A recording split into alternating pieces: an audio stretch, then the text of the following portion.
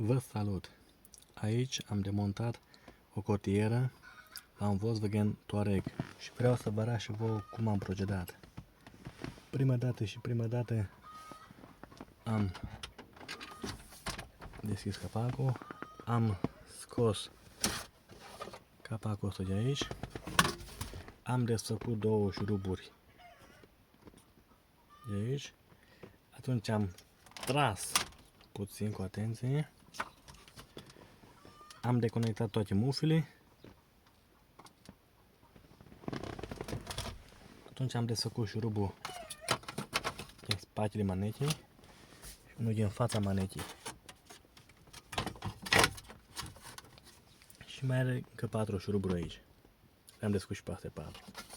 Atunci am tras. Și ieși afară.